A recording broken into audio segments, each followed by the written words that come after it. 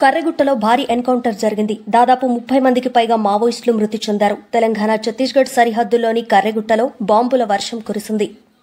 హెలికాప్టర్లతో కర్రెగుట్టపై భద్రతా దళాలు కాల్పులు జరుపుతూ ఆధునాత ఆయుధాలతో శాటిలైట్స్, డ్రోన్స్ ను ఉపయోగిస్తూ మావోయిస్టులపై పైనుంచి బాంబుల వర్షం కురిపించారు. భద్రతా దళాలు ఈ ఎన్కౌంటర్లో 38 మంది మావోయిస్టులు మృతి చెందినట్టు సమాచారం. కర్రెగుట్టలో మావోయిస్టులను 3 వైపులా చుట్టుముట్టిన భద్రతా దళాలు మావోయిస్టుల కోసం దాదాపు 10,000 మంది భద్రతా బలగాలు మోహరించి ఆపరేషన్ కొనసాగిస్తున్నారు.